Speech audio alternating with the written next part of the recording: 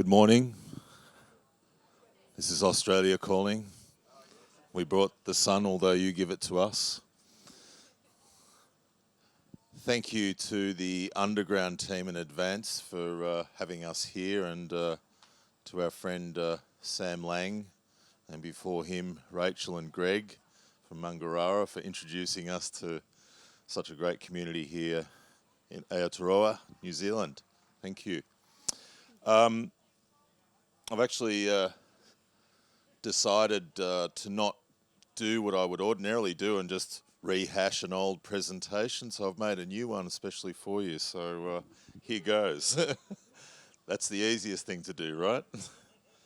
So I thought when I was talking with Fran and Sam and Chanel about what we were going to do today a few months ago, we thought about doing something around farm planning, because when someone asks me what I do, I'm a farm planner and I do a bit of agroforestry amongst a lot of other things, and so we thought we'd approach it with that.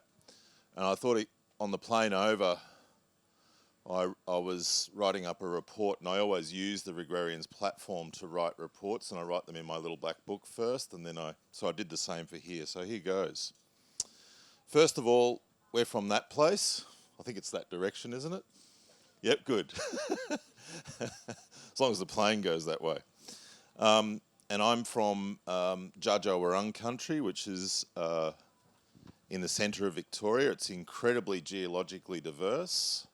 It's got very young soils, quaternary volcanics, but it's also got Ordovician sediments. It's got Cambrian volcanics. So it's got this enormous diversity, which I was lucky enough to be raised in, and both raised on our family farm, but then raised through our work as farm planners since 1993.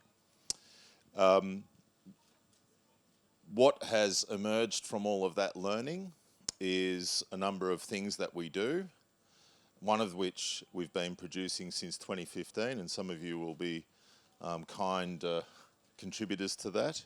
That's the Regrarians Handbook, which is built all around our platform, which I'll talk about in a moment. We also have a workplace, which is our professional development community, which we've had since 2017, and it's got people from over 90 countries now, and speaking, I think, 85 languages. And it's a community where people can speak in their own language, and we just riff on all of this stuff that you're learning here. My beautiful wife, who's at the back there, Lisa Heenan, produced an amazing film called Polyfaces, which some of you may have seen. It has a similar narrative style, you might say, to what we saw last night, and that John talked about today. It was released in 2015, and it's won multiple awards, so have a look at that. It's free on YouTube, on the Regrarians YouTube channel. We also have a program, so I'm getting all of the plugs out of the way before I get into it. We have a program called the Rex Online Farm Planning Program. We run 2 of those a year. Our next ones are in the 16th and the 17th program, are running in May of this year and November of this year. Right, got that all out the way. Now into it. So our platform is based off P.A. Yeoman's keyline scale of relative permanence, which was released in 1958. It had 8 factors, which were climate, land shape, farm dams, farm roads, farm trees, farm buildings, subdivision fencing, and soils. We adapted that in 2012 to be what we now call the Regrarians platform, and we adapted it so that it was more of a checklist as more than a scale of permanence, and I'll discuss a bit more about that as we go along. So the first of the layers is the climate layer, and we just heard from Jules and a number of other people talk about what I call the climate of the mind, the climate above your shoulders. I coined a term years ago that the climate of the mind is the hardest thing to change. And of course, that then leads to a number of decisions, both as a global community and as individuals, that don't have us change what we're up to. Part of which is, as I've said here, if climate change is an existential crisis, then where is the Manhattan Project or COVID-like response to the agriculture with the agroforestry solution? Or as Joel Salatin says, where's the Manhattan Project on compost? So, you know, if we're really, really serious about all of these things, well, where is that project? Right? We didn't have any problem having a major Manhattan-like response to a pandemic, but there's something apparently more existential, so where is it? So we're considering all of these things that we're doing. When it comes to agroforestry, we caught up with some people yesterday, and part of that conversation was, you know, we came there and said, oh, we'd love to, you know, it'd be great for you to do trees. We're going to talk about that this afternoon, Sam and I, looking at a project close by. And we ultimately resolved that they're not ready to plant trees yet. Like the idea? Not ready. So, you know, there's a psychological preparedness that you need to have to take on new enterprises. Part of that John was talking about this morning as well. And, you know, in private talks with John over the last couple of days, he said, you know, gee, there's so much I shouldn't have done, shouldn't have taken on so much. It sort of worked out in the end. Thankfully, they had good investors by the sounds of it. But yeah, what a lot to take on. And they're all the sort of things that we want to consider. What's your legislative frameworks like? You know, what are the ETS options which tie into that? And then all of the weather stuff. Gavin was just talking about over there that, you know, looking at your local climate conditions through the plant systems that you already have. I often use plants and observation of plant systems to tell me what the climate actually is. So the geography layer is where we're looking at all of the landforms. We're looking at our proximity to markets, because there is a, you know, geography is very linked or captures marketing, geology, demography, mapping, etc. Within that we have, we use a lot of maps, so we have another plug. We have a very low cost farm mapping service. We've had this for years internally, but we decided to release it ourselves to the public as well. And we analyse all of these different things. So, because what has happened is that in the time since Korzybski made this statement that the map is not the territory, well, we actually discovered that the map is now the territory. So here in New Zealand, for example, you have the wonderful LINS service, and quite a lot of the territory of this country, it has 1 metre per pixel LiDAR mapping, right? Super accurate LiDAR mapping, which shows you the, you know, if you look at the surface that you take up, about 1 square metre where you stand, that's the resolution that these maps have, right? Unlike a Google map, which has like a 30 metre by 30 metre pixel, right? 900 square metres versus 1 square metre, and so on. So the mapping that we're able to produce these days is unheralded in its accuracy, which is very helpful. So when we go and look at the topography of a place, such as here at Mount Cass, which is just over the road here, we can rely on that as being pretty damn accurate. And we see time and time again that when we're out in the field doing the real work, that the accuracy is showing through. And there's a bunch of layers which, because for many of you, you won't be geographers. You won't have great map literacy. So it's up to people like us to, and even for us, to try and, when we're working on these projects or when you're working on your own project, to go and use these resources to understand the shape of your land and where water's moving, where the sun traffics, all of these different things. I really love these 3D relief models, because they're like a, you know, you ever seen those topographic maps that architects do and so on, where they make it out of layers of cardboard? It's sort of like a version of that. And even for me, I've been reading maps for, you know, 35 years or so in my job, but I find these really useful. They make the landscape pop and make it much more, make it a lot clearer to understand where the ridges are, where the valleys are, and so on. Slope is a major determinant of what you can do where. We have an additional set of layers where we actually separate out slope classes. So 8 degrees, for example, is a very, very important, or 14%, is a very important slope. Once you get to 8 degrees, you need, if you're building a dam or you're building a road, then once you get to 9 degrees, you need more fill than you've got cut. You don't have enough cut to make the fill, in other words. Right? So there's little things like that that a slope map can tell you. 15 degrees of slope is when it gets too steep to have a road and you lose traction, right? And then you'll start to churn the road up and the road will become a river, right? All of that. Or around 20 degrees of slope, you'll tip your tractor over. Right? So there's things like that which are all really, really helpful in the slope analysis, apart from telling you or helping you with land capability analysis. Valley depth in terms of showing, well, yesterday we were talking about where to put dams on this Mount Cass property. And valley depth, and along with slope maps, can really help us to just zoom straight in onto places where you go, okay, from a mapping perspective, we can see straight away where some of those target spots might be. And then aspect, we've got to have some, a lot of what we're doing is built around solar energy. So aspect is really important, and it helps us to decide, again, what goes where, which is so much of what we do as planners. What goes where? Wind exposure, all of your watersheds and drainage, all of these different things and a bunch more can be yielded from these high-resolution LiDAR images, erosion risk, etc. So then we come to water.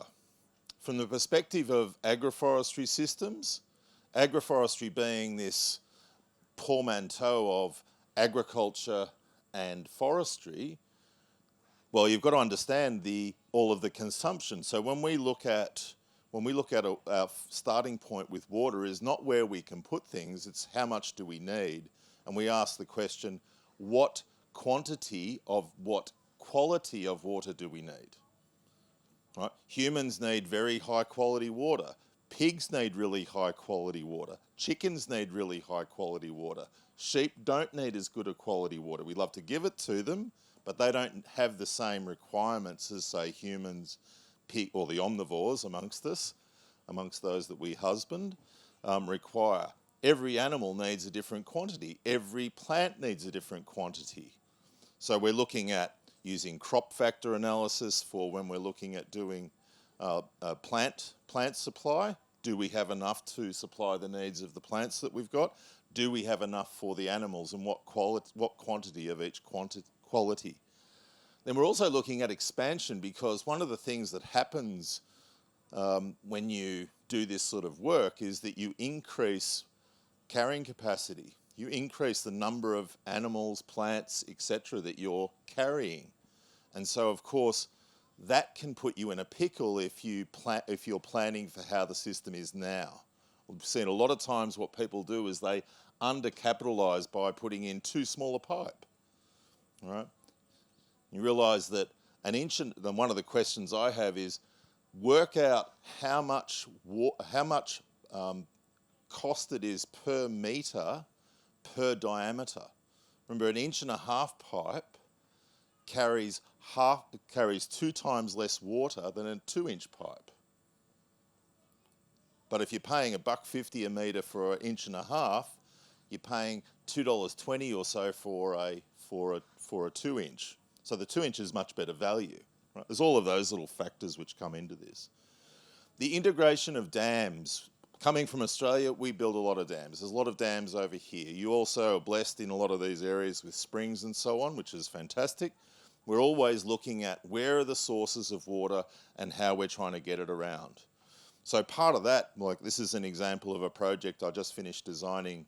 It's a 610 hectare property in East Gippsland. Similar sort of climate to parts of this part of the world. Probably a similar rainfall, similar distribution of rainfall, similar temperatures.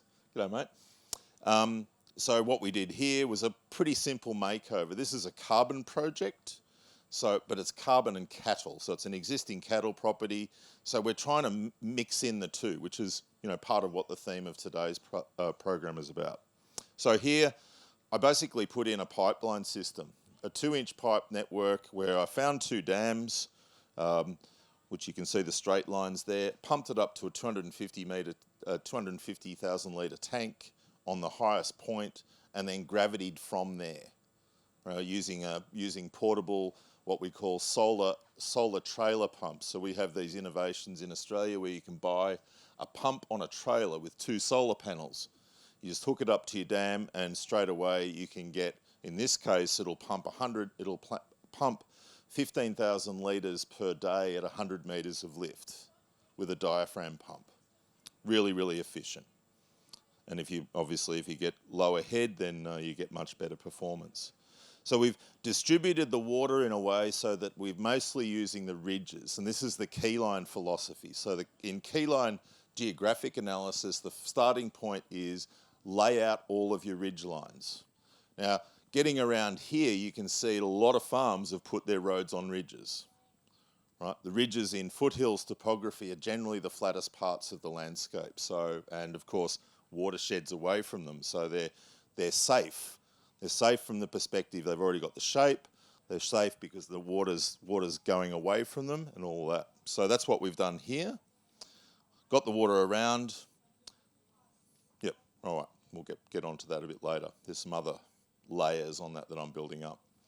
Access is another layer which is very important, and this is where we're looking at, particularly from the context of agroforestry or farm planning design, how we manage water with access, because roads are key point sources of erosion.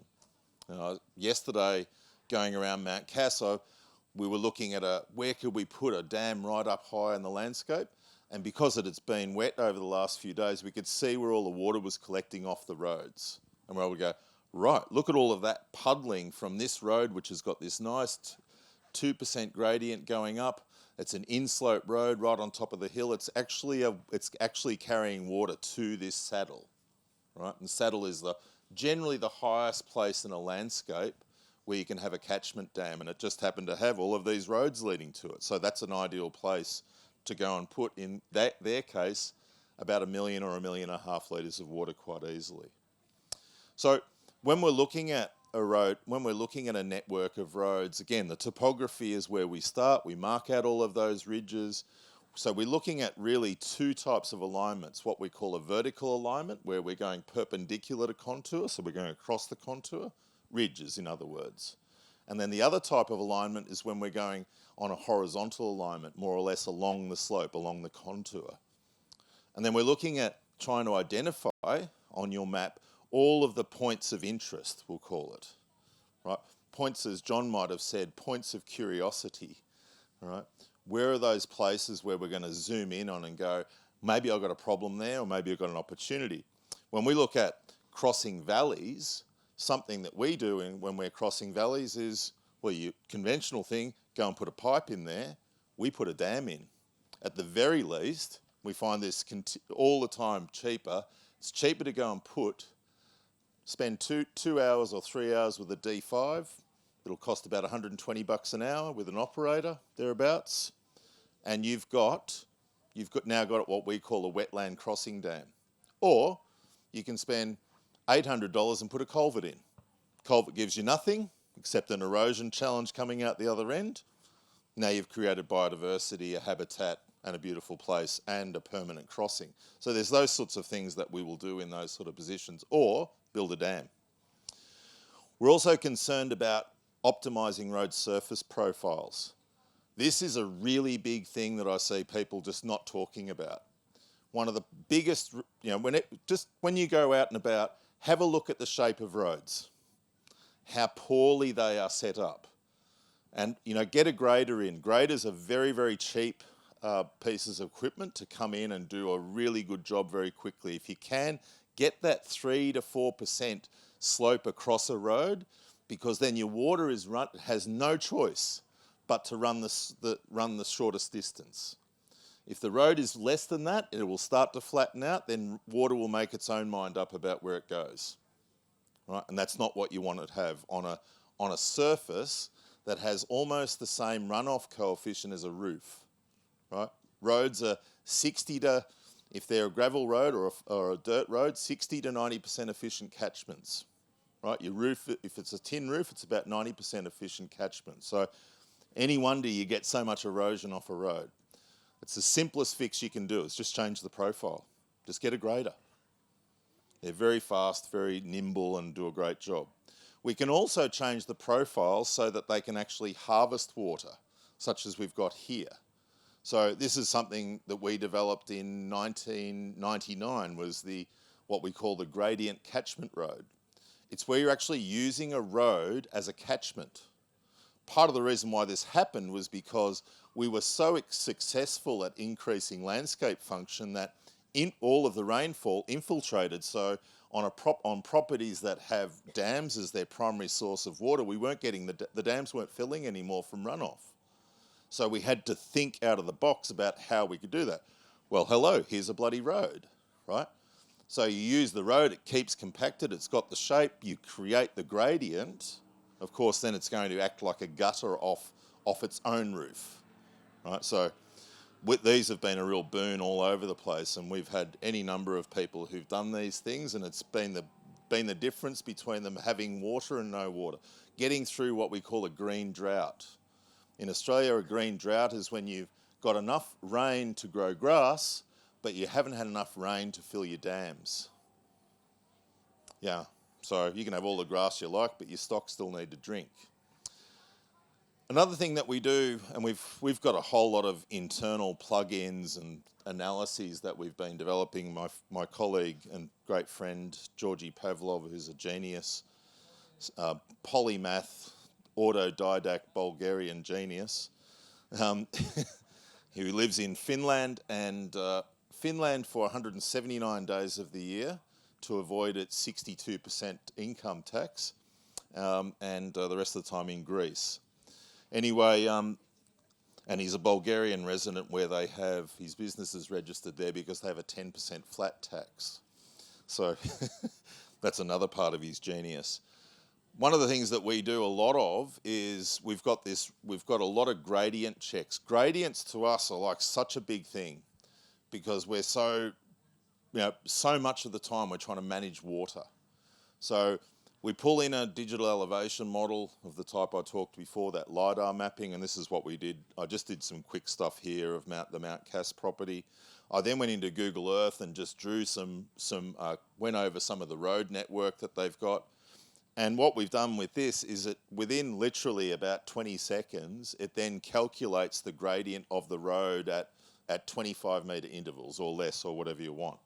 All of those red parts there are where the road's too steep, right? So these are sort of analytical tools that you can use to immediately zoom in and go, well, yeah, I already knew that, right? I already knew I was losing traction like we were doing yesterday, although Sam needs new tyres. But nevertheless, these things help you to zoom in, or if you're planning a property or you've just got a property or you're now looking at new property, you can go in and use these tools before you actually go and commit, because all of this stuff adds to your capex and your opex over time. Getting back to agroforestry, when we're trying to integrate things, how do they integrate? And when we're looking at access, we're looking at, well, what's the spacing that we have between trees? So one of the things that we look at from this perspective is if we're installing trees into a landscape, then the spacing of them will, from my perspective, be largely driven by which land use generates the most profit per hectare, right? So Sam and I dealt with this with Will Lamp last year when we had a course at Greg and Rachel's at Mangarara, and we were going through the motions there, going, all right, well, he's a dairy farmer or runs a dairy. What sort of spacing would we have the trees? Now, in that case, the dairying actually, even with the ETS, actually produces more profit per hectare than the trees would. So therefore, in that case, the trees have to fit around that reality.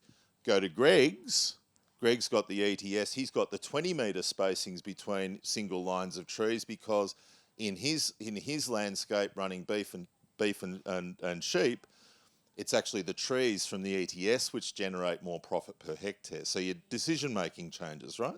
So there's those sorts of things. It's not just all about layout, layout, layout. It's also all of these other integrative factors that you've got to contend with, as well as all of the gobbledygook as far as the cosine and the sine and all that sort of stuff that I avoided at high school, around what you've got to do. So in terms of turning spaces and so on and so forth, if you're running GPS systems, if you're running cropping systems with GPS, etc., plus just the general turning areas that you need to consider.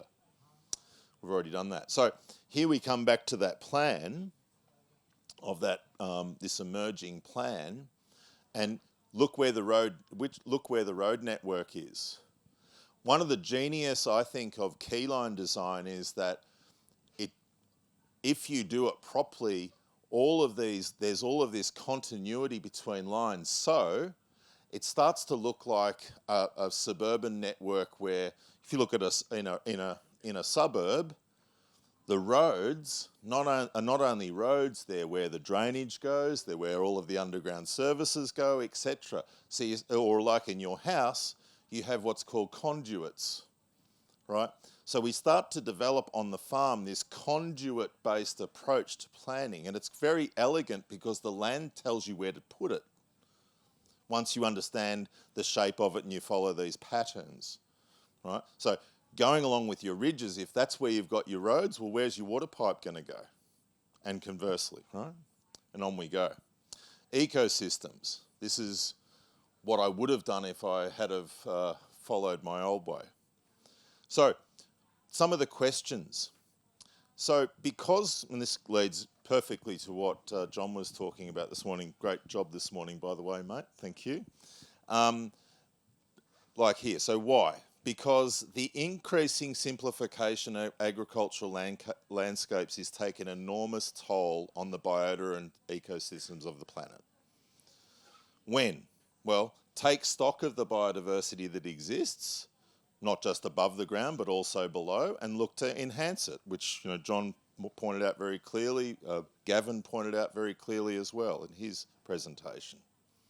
And then how? Look at the farm layout and see how life forms can be productively integrated into the whole, right? And then ask yourself what sort of person you are, right? Are you a cereals person, right? Are you an olives person? Are you a timber grower, right? What are all of those touch points for you? Because for many people, especially if you are operating individually and you don't, depending on your capital base and all of those contextual issues, you're not going to just jump in and do an enormous number of things. You're going to have to judiciously and cautiously, and as we say, be pragmatic, strategic, pragmatic, and incremental, and fiscally disciplined. That's how most people are going to have to run this stuff, right? And it's going to be incremental. So understanding whether you are a fungi person. Do you look at your agroforestry for the output of trying to produce shiitake mushrooms or mitake, right? All of these things. Or maybe you are an animal producer, you're an animal person. So how is that going to impact your relationship with integrating woody plant systems into your agricultural ecosystem, right? These are all questions. Because everything that you do is going to have a chain of custody. As soon as you plant a tree, as I was talking about yesterday, as soon as you plant a tree, it becomes a new baby. And you drive past it and you go, oh, damn, I haven't looked after that thing. It's dying, right? You've shown people, everyone goes, oh, gee, those trees of yours are looking terrible, right? Well, perhaps that's because it's not the right time for you to do this stuff yet, right? So there's all of those contexts.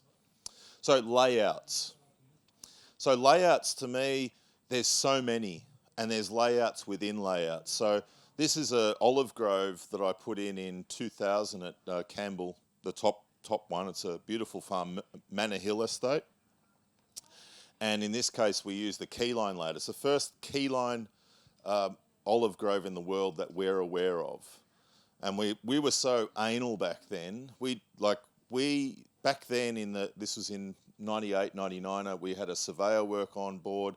We CAD planned everything. So the actual position of each of those trees was actually straight off the plan, right? So it was like we printed the landscape onto the landscape, from the plan onto the landscape using precision total stations as it was back then.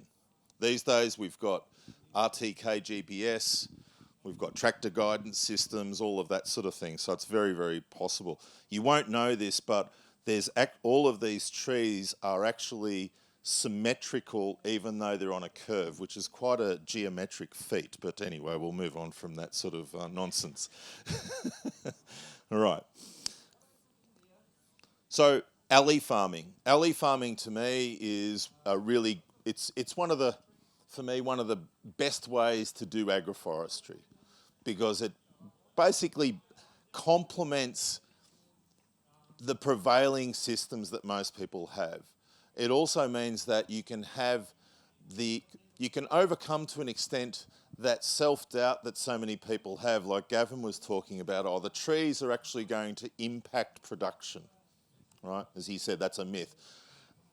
I don't think it's a myth when you got eucalypts, especially some eucalypts. There's some species of eucalypts whose root systems go way, way, way beyond the drip line, and where there's a clear decline in pastoral and cereal production and so on. So I think we do need to look at individual species and their impacts, but there's lots of species that don't. It's a system which I think, particularly for those who are engaged in the ETS here, is a really good one. And I think, Greg, you'd speak to that. It's really the only way to do that ETS type system without impinging on your prevailing system, and so on. Then we've got within the systems, like I said, there's systems within the system. Worked with Professor Roger Leakey in Vietnam with a project in 2004-5-6 for Mars Incorporated and the what were they called?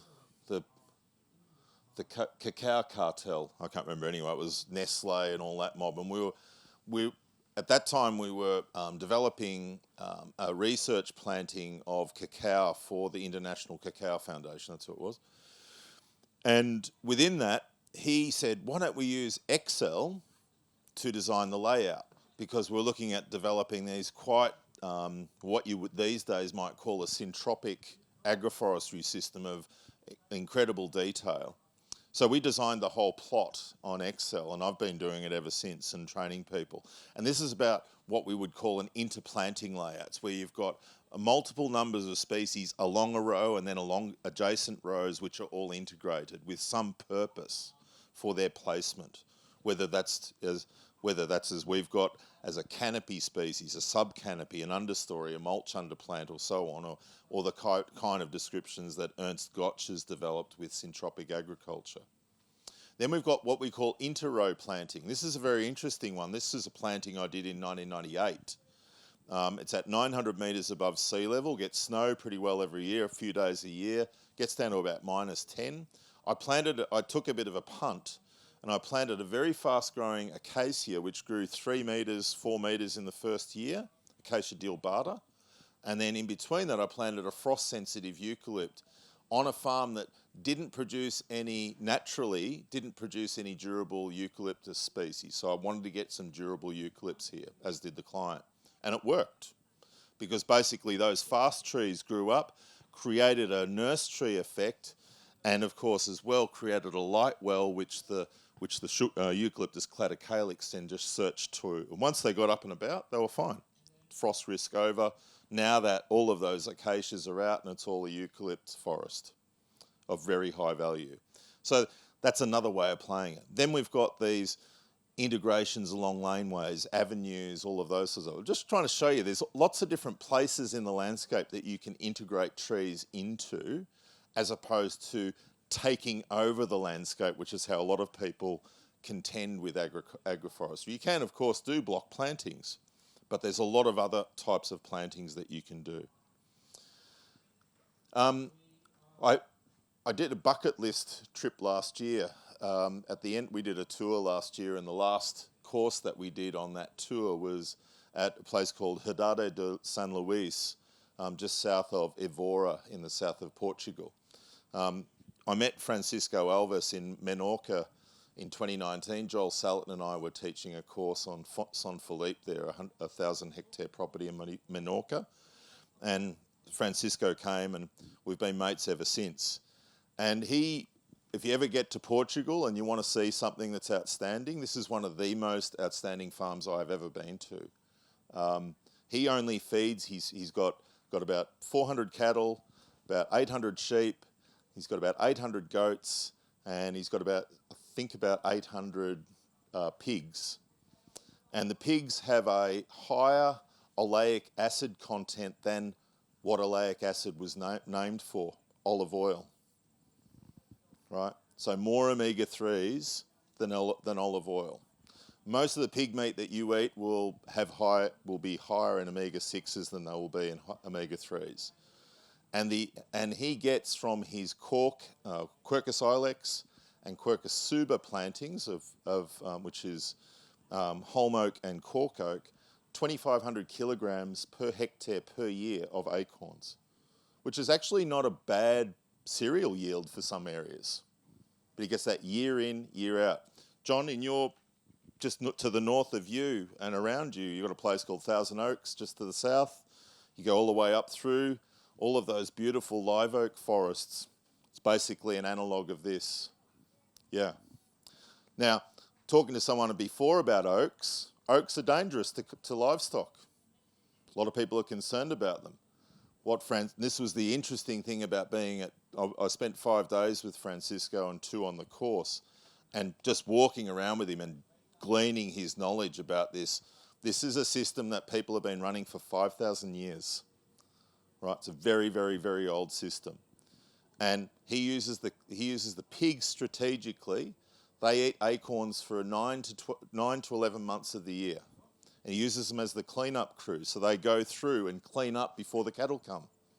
Because if there's moisture on those acorns, or the acorns are unripe, it can cause all sorts of problems for the ruminants, cattle, sheep and goats.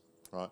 So there's all of this sophistication which is going on in what is one of the greatest agroforestry systems on the planet, the Dehesa, and in this case in Portugal called the Montado systems. About 70 trees per hectare, beautiful, productive savanna. And as he said here, this meat is not for sale to Bill Gates. He was saying that because Bill Gates at the time was promoting his whatever one of those false meats are. Yeah. Coppicing is something else. Coppicing is I've grown up with coppicing in our part of the world. We've got what's called coppice and standard forests that have been managed for at least 150 years. They're perpetual forests. I mean, I found out from Brock Dolman, a friend of mine in Occidental California years ago. He told me that some of the Nacella or needle grasses, as you have them here, they have Californian needle grasses, said that some of them they age to be 700 or 800 years. I immediately created what I called the grass hugger movement. There was a tree hugger movement, but there was no grass hugger. I mean, if you had a tree that was 700 or 800 years, you'd all be doing kumbaya and hugging around it, right? No one does that to a grass. But grasses are coppicing species, and there's a bunch of trees which are coppicing species. You can perpetually grow these species, which is amazing because establishing trees is actually really hard. It takes a lot of effort and energy. So consider coppicing as a big part of what you're doing. I'd also add to this that thinking about shelter, again, Gavin was just talking about this over in the tent before, around about considerations of shelter and the shaping of plantings and just having that tiered shape. My friend Rod Bird from the old Pastoral and Veterinary Institute in Hamilton in Western Victoria has probably studied these dynamics as much as anyone has. Stephen Burke wrote a book on a lot of his findings called Windbreaks. One of the few books it's really hard to find books on this stuff, and even literature in the scientific literature. Anyway, they found that the ideal shelter belt has a 60-degree entry and departure angle. So you think about it here, as Gavin said, Plant your harakeke. What a great plant. Plant your feijoas. All of those species which go so well, they can start it off, they're top to bottom, and then you go to your next thing, and you go to your next thing, and then you go back down again, right? So we know these things because we want to have wind breaks which are going to absorb the energy of the wind, not deflect it. A lot of I saw yesterday, day before yesterday, driving here, that a lot of the shelter belts have gaps in them. They create venturis. They're very solid, so some of them are perfect. They're so what my old friend Bill Mollison would have called horticulture. They were like these, like these. Yeah, they don't look like trees. They look like vegetative brick walls, right? Yeah, and I get it because land is expensive and people are trying to do the best they can, but they're not necessarily that effective. Shade dynamics are also important. It's not every tree encourages more vegetation under it. So if you get a dense oak tree, for example, Quercus robur or any of the really the heavy shading species, get underneath them, sometimes there's not a blade of grass. They drop that much leaf litter and acorn and branch and all of the rest of it, and so much shade and so low to the ground, even with the cattle browse, that there's very little vegetation underneath. So we need to, if our predominant source of income is agriculture, we've got to think about that and maybe contend with that. In Spain and Portugal and Italy and North Africa and places like that where they have these savannas, they get the chainsaw out and they get into the canopy and open it up, right? Because the acorns are so valuable, but they also want the grass, right? And if you have too much shade, well, then that can impact that. So plant density certainly is something to contemplate. And we've done various shade studies and very simple math from the Regrarians Handbook as to how to determine these things. Then we've got livestock integration, the different ways that we can do that. Jimmy Elizondo was just here, my good old friend. I don't know if Kurt's here. There he is. Curtins, there he is. This is Jimmy Elizondo's place in the bottom left there with Lucina leucephala and 20-metre alleys with the Criolla cattle and doing a great job getting protein in an environment that doesn't produce high protein grasses for a lot of the time of year. Andy Darlington's in France has fruit trees. He uses various decoys for his fruit trees to stop the animals the sheep from pretending they're goats, right? All of these ruminants do like a bit of browse. So we've got to be, careful with how we introduce them and so on. The top photo is actually a rendering, but it's a rendering we did for a client of the integration of sort of polyface style chicken shelters into a wide-spaced agroforestry layout with a leader-follower system of cattle followed by chickens. I always think, Sim Vander in his great book, The Ecological Designer, said that everyone is a designer. And we've tried to do that through our programs where I came to a point where seemed crazy that someone would give me over their farm and I would draw it all up, design my farm, Darren, and I would do it all, and then I'd give it back to them and it's like not their plan, right? So coming through that and realising also it costs a shitload if you're going to get me to do that, and I don't know how good a value that is, you don't own the plan, 9 times out of 10, those plans wouldn't get done, right? Because you didn't own them, you had nothing to do with them. So we shifted that. And in doing so, that really changed a lot of things for us. Part of that is giving license over to you to go and do this stuff yourself, which is part of what today's about. Giving you the keys, giving you the steering wheel. So, all right, well, this stuff's actually not that hard. You've got to apply yourself, but you've got to do it. So one of those things is here we've got an example of one layout, and I always find this exercise really interesting, where you get one layout and apply two different extra or layers to it, right? Or layouts. So you've got one farm, 2 different tree layouts. You've got an alley type of layout or a shelter belt layout, and then you've got a savanna layout. And going through the process of saying, all right, let's go through the criteria and see which ones of these work visually for me, which ones work functionally for me, which one work better from a profit perspective. All of these different questions that you will have the curiosity to ask, and then come out. Which of these do you think most people would go for? The savanna layout or the wide-spaced shelter belt layout for a cattle operation? Shelter belt, absolutely. Everyone goes, wow, I really love the look of that one. But then they go, fencing, all that stuff, it's going to be fun, right? So, yeah. All right. Gavin touched on species selection before. I agree with him wholeheartedly. Going out there and checking out what you've got already in your environment, gives you pause to learn the species that grow if you're not familiar with the species that grow, so it's a learning experience. Secondly, it gives you a lot of information about what will grow. And as you increase your species knowledge, so too do you increase what's called the understanding around the analogues of what you can grow. Like if I can grow a lemon, I can grow an avocado.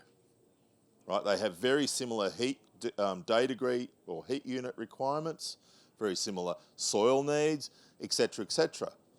Right? So there's things like that. So looking at the analogues. But my friend David Holmgren, in his great 1994 book called Trees on the Treeless Plains, developed what we call a species index. You are going to be overwhelmed by the number of species that you are blessed to be able to plant here, but you only have potentially so many spots, especially as you're starting out. We often recommend to people to start with what we'd call best bet species. Things that are not going to dishearten you, not going to waste your capital. As you get more mature with your relationship with all of this, of course you can go and infill and start to play, but I don't think starting off is the time to play. Starting off is the time to have a bit more certainty. So this is where we use these species indexes to give us a score on what will work. Look at your landforms and what will go where. There's different methods that we can do that. Landscape positions will reveal whether it's native vegetation or exotics, what should go where in the landscape, all of that sort of thing. And you can do this. You can create your cross sections, get on the whiteboard, draw across. Cross sections are a really good way. I mean, look at some of my shit, like this. Like I drew that. That's like a child's drawing. Do I care? No. I'm happy to show it to you. When I work with Andrew Jeeves, who's one of the best illustrators in the world, I still give him my illustrations, and he's very kind, let's put it that way. But yeah, cross sections allow you to see the interactions of what you're doing a lot better than what you can from a plan drawing. I want to just touch on nurseries. One of the things that I'm very passionate about is nurseries and the way that trees are produced. I'm a big fan of root trainer air prune systems. I just did a job in India in 23-24 where a guy came to me and said, I need to plant 8.6 million trees by the end of 2024 across 5,800 hectares. Can you help me? And that was in June of 2023. Now, anyone who knows trees would go, that's a bit of a tall ask. No ground preparation equipment, no nurseries, etc. So I did a training on August the 28th, 2023, and I went back in November of 2023, and we had 12.5 million trees growing across 28 farm nurseries from that 2-day farm nursery setup. Part of that was because we made it modular. We went with these Hyco type seedling trays. These are mulberries, because 4.5 million of the trees that we're planting were mulberries, Morus alba. And how do you plant mulberries normally? With a cutting into a bag. And you have to plant them when they're deciduous, right? When they don't have the leaves. Well, when you're planting that many trees, that gives you a really tiny window. Whereas when you plant them in these sorts of containers, it opens up the window. So just wanted to put that out there, because a lot of you are planting deciduous trees, but if you're doing a lot, the planting windows are often terrible if you're planting bare roots. This solves some of that problem without the compromises that you get of the root physiology of bare root grown systems. Overyield is a program we work. I've been an advisor of the Propagate company since they started, I think in 2017, and helped them with the development of this software. It's the only purpose-built agroforestry design software that I'm aware of. First month is free. It's not very expensive. In 1 month, you can get most of what you do. It's great because you can very, very easily design quite complex agroforestry systems in farm layouts and then immediately get all of the numbers of what the returns will be and so on. Right, I better bolt because I'm looking at my clock going, woohoo. All right, that's that system I was just talking about. So that 610 acre place. This is part of what the Australian version of the ETS, which is much more complicated and much more restrictive than your Kiwi system, unfortunately. So here we've got a keyline, what we call keyline pattern cultivation layout or keyline geometry of 10 metre wide rows and 20 metre alleys. Buildings. These are quite popular in the US, and it's an interesting concept of starting your agroforestry journey with shelters before trees, and one that we find as a touchstone in places like the US and Canada and elsewhere, because you may not be ready to do trees, but your livestock will probably still need shelter. And these cheap portable shelters, these ones, the umbrella type is not a cheap, that's a $20,000 tree, all right? Now, people will try to convince me that you get a ROI on that, but I'm a bit dodgy on that. But building very simple structures, as you can see, otherwise are definitely worthwhile. Creating value. I look at a portable sawmill. Sawmill is part of our buildings layer because sawmills are usually a built stationary bit of infrastructure. But there's the Peterson mill over here. There's a bunch. You've had we've got a bit of a cross Tasman rivalry on what the best mills are. I'm a Lucas mill owner, right? But I really appreciate the Peterson and all the rest of them as well. And then really creating value. A shipping container with a dehumidifier attached to it is a very, very cheap device to be able to really capture the value of your sawn products. Fencing. Well, there's Greg's. I replaced your old photo with my own from our trip last year, and some from some other members of ours in Belgium. But these fencing systems, which are relatively low cost, Greg, can you share with us what cost per kilometre or metre that type of fencing is off the top of your head? No? Cheap. Yeah, not a lot. Yeah, very simple. Kiwi Tech posts at 10, 20 metre spacings, fiberglass posts with single or two hot wires. Yeah, very simple. Virtual fencing is an interesting one. It's a big question, and I'll be hopefully catching up with some people while I'm here on the halter question. I mean, there's the innovation as you have in this wonderful country and this level. I'll be very keen to talk about, can we use virtual fencing in agroforestry systems? Have we got to that point of it yet? It's a big hot topic. I know a lot of people in Australia are very keen to answer that, as they are in the US, and I imagine here as well. So here we have the next layer. We've added all of the fencing to this. Laneways, I'm a big fan of laneways. I think they're, when you look at, we work with properties which have, 5,000 head of cattle plus. I've got a property I work with in North Queensland, and it has 6,000 head, gets run by 2 people. Right, 2 labour units can run 6,000 head of cattle, right? So that's because of laneways, right? And it's because those animals are moved relatively frequently, so there's those self-herding, low-stress or animal husbandry methods. Soils. Well, we of course need to understand all of these interactions, as was discussed earlier. We also need to understand that grasses have a different way of partitioning and sequestering carbon than woody plants do.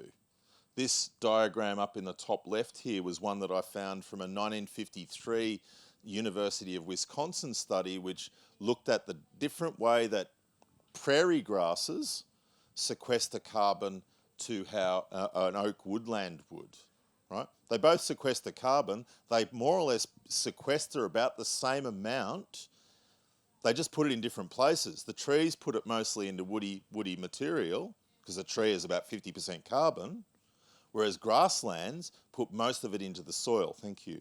I just saw that. Did you just put that up? I'm down to that. Right. Okay. Boom, boom, boom. All right. John Kempf did a really good presentation at the Stockman Grass Farmer conference that I was also a presenter at a couple of years ago, and talked about this carbon partitioning. Have a look at it from the perspective of trying to rapidly use plants to rapidly increase, especially grassland species, to rapidly increase soil carbon. Because it's going to be part of this process, what we call advanced preparation. Trees don't just come in a landscape. As Jules touched on before, if everyone disappeared from these islands, then this landscape would go through a variety of different successional pathways, right? So don't expect that you can just go bang a tree in the ground and it'll work. I think that you need to give it a little time and use some of these lessons in what we call advanced preparation. The payment will come back in spades in terms of growth rates. You know, what you spend in time, you'll get back in growth and survival rates. We even do this I've used herbicide. I've planted, well now if I include the India job, about 12, 13 million trees. So, and I've used herbicide, I think, 3 times. Right, and yeah, that was in the 90s. So we use cultivation and we use soil development as a replacement for using herbicide. No problems if you want to use herbicide, that's your context, but we don't. And that principle of observing and innovating, and we look at other cultivation practices. Ever notice that people work in silos? Like agriculture doesn't talk to forestry, horticulture doesn't talk to row crops, Well, I pay attention to all of this as an integrative thinker, and I looked at strip tillage, which I've been a fan of for a long time in cultivation. Why don't we use that in agroforestry development? So we have. So I've been developing machinery such as this single pass using a yeoman's ripper with a bolted on power harrow or rotary hoe to do single pass ground preparation. Really quick, low horsepower, all the rest of it. In India, I developed a new machine where I've got a 40 centimetre hydraulic power harrow mounted directly onto a ripper, onto a 600 millimetre hydraulic reset ripper. So we're in the process of building that.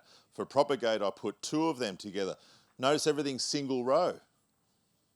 When you look at broadacre agriculture, they do things like they've got 40 metre wide seeders now. Why do we do everything single row?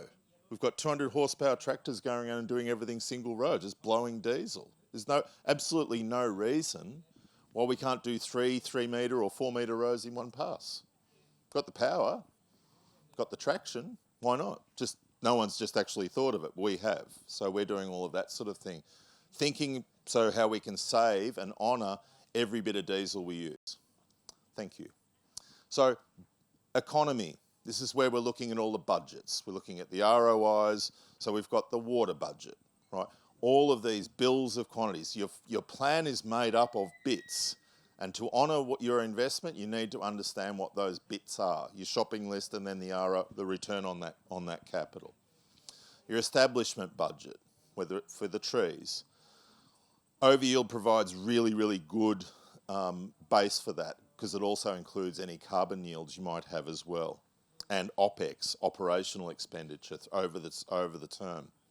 Fencing budgets, comparing options, doing options analyses. So in this particular case, we're looking at the CapEx and OPEX of doing fixed fencing with Kiwi Tech versus the possibility of virtual fencing, right? And then assessing the difference over a term.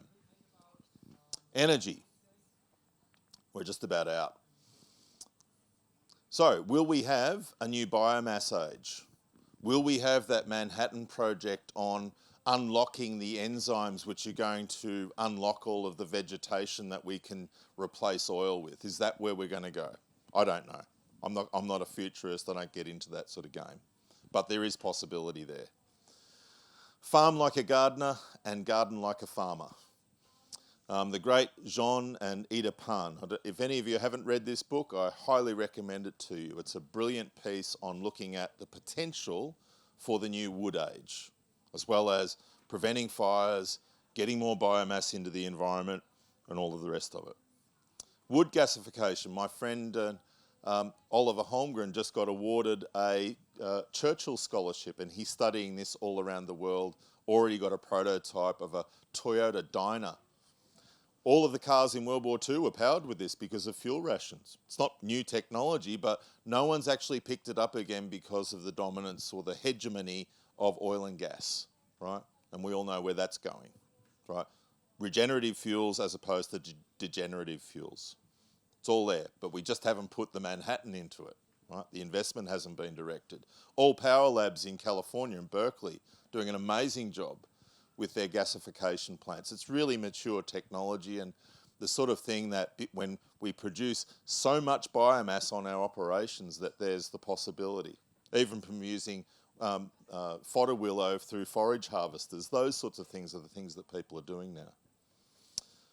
All right, and the energy of hope, my beautiful darling. This is at Joe Palacia and Trish Allen, our great friends at the old Rainbow Valley Farm in, I think, about 2009.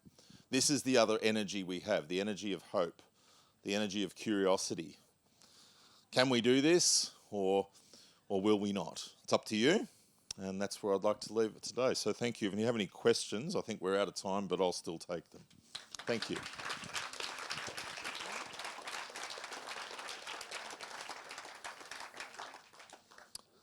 All right. Yes. I have a quick question about the benefit of, say you're wanting to do a planting that maybe like 2,000 trees, or seeding your own trees. Look at that. How good a work. Sorry. Seeding your own trees. Yes. Or versus buying food stock and at a smaller scale. So what's more economical or more feasible, having your own on-farm nursery and producing your own, or buying them? I think it really depends on what you're producing. Those trays, for example, that I just showed you, they're about $10 each. Now, this is where you get into the options analysis game. You're going, all right, what sort of trees you want to plant? Let's say you want to plant oaks or something like that, right? Well, oak trees, the choices for them are usually bare roots. And I look at most bare root trees are terribly produced. I mean, John's illustration earlier, or animation earlier, showed that really well. What's the first thing that an acorn is not designed to be eaten by a pig. An acorn is there to be a really big seed with a lot of carbohydrates, because the first thing it does, it puts its roots down. And it puts its roots down for ages before it puts its solar panels up, right? So you go and get those trees grown in a nursery, then they're either grown in a bag on the ground or they're grown in a bare root bed, and then either way, their roots are sutured or their roots are cut, right? So immediately you've got a plant which is going to be nowhere near as good as it would be if you grew it either grew it in situ, planting the seed in situ, which is how a lot of plants are grown. Most walnuts in Australia are grown that way. Most carobs, they'll plant something like Juglans hinsii, which is the Californian walnut, which is very drought tolerant and so on, and tolerant of a wider range of soils than Juglans regia, which is the Persian or English walnut. And you come along and top graft it later on. So once the tree's up, come along and do it that way. So you can do the same with it. Yes, I'm rambling a bit, but it really depends on what the species is and what the options are compared with what you're proposing. Yeah. And then how does it fit with my planting timeline? Right? Your conditions. It might be really difficult on your site to plant trees when they don't have any leaves because it's wet, right? Planting trees when it's wet is really hard. And you want to do it organically, you go, how do I do that organically when I've got all of this fescue growing like mad? Gee, if I could only wait another couple of months, I could come in and cultivate that fescue out and then plant because I've chosen a different nursery propagation method. So there's things like that you the phenology of things that you that you can't contend with. Yep. As well as cost. Yeah. Yeah. Any other questions? All right. Either did a shit job or a good job, so that's good. Thank you.